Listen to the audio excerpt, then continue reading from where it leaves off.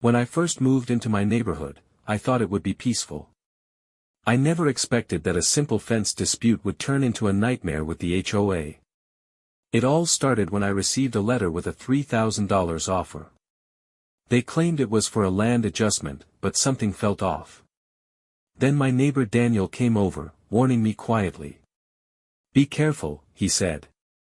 "They've done this before." I didn't understand what he meant, but I felt a chill down my spine. The next day, more letters arrived, fines, warnings, and accusations I hadn't done. It was then I realized this wasn't just about a fence. They were targeting me, and I had to fight back. The next morning, I found construction markers on my backyard. My heart sank as I realized they had started without permission. I confronted the workers, but they just said it was ordered by the HOA.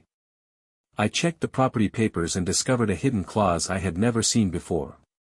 Every line seemed designed to trap me, slowly taking my land away. Daniel and a few neighbors came to help, but even they were shocked at the fine print. This was bigger than I ever imagined. I went to my lawyer to see if there was any way to fight this. She explained the clause was intentionally confusing, meant to intimidate homeowners like me. We decided to take it to court, hoping to uncover the truth. The first hearing was tense. The HOA lawyers were confident, but we had prepared every document and email. When the judge reviewed our evidence, there was a moment of silence. We could feel a shift in the room. This was just the beginning of exposing their tricks. After part 3, I knew I had to dig deeper. I started investigating the HOA's financial records. Shockingly, multiple accounts labeled as community funds were actually private profits. We discovered that small payments to homeowners were part of a scheme to quietly sell land. Daniel and other neighbors joined forces, sharing emails, bank statements, and photos. Tension grew as the HOA noticed our alliance. They began subtle threats, inspections, and letters to intimidate us. Emails revealed a fully planned money network targeting dozens of families. This was systematic, calculated, and ruthless. The courtroom was packed, and the HOA lawyers were confident.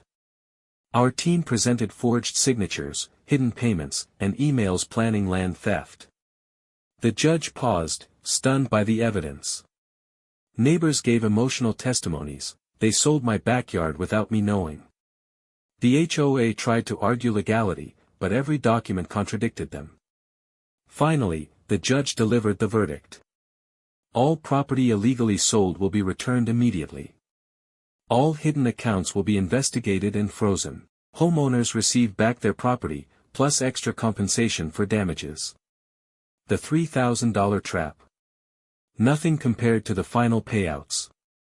The HOA staff were banned from managing properties. Their scheme was fully exposed. Walking through my restored backyard, Daniel said, "We did it, finally." HOA tried to steal our land, but they lost everything. Even after the verdict, I couldn't stop digging. Something felt off, and I needed answers. Emails and internal HOA memos hinted at much bigger corruption than I had imagined. Daniel joined me, and together we uncovered multiple illegal land sales disguised as community projects. The HOA had hidden contracts, fake approvals, and even bribed officials to cover their tracks. We sent our findings to the authorities and the media, exposing every shady move they had made. But the HOA wasn't done. They left threatening notes, trying to scare us into silence. This time, the entire community stood with us. Neighbors shared documents, emails, and photos to back our claims. The authorities froze all HOA accounts and began a full investigation, determined to uncover the truth. The investigation revealed dozens of families had been targeted, all quietly losing their land and money. Finally, the secret money network of the HOA was exposed. Every trick, every scam, brought into the light. Standing in my restored backyard, I felt relief, but also the determination to make sure this never happens again. When I thought the nightmare was over, I felt a chill. Something wasn't right. As I dug through old emails, I found a hidden clause no one had noticed. One final trick by the HOA. Daniel's eyes widened. This could ruin everything, he whispered. We have to act now. We confronted the HOA staff with the evidence. Their confident smirks disappeared instantly. The story went public. Videos, news articles, and social posts exposed every illegal move they had made. The community erupted in celebration.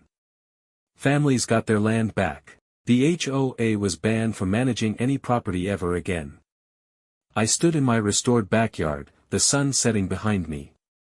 Relief, pride, and a hint of anger washed over me.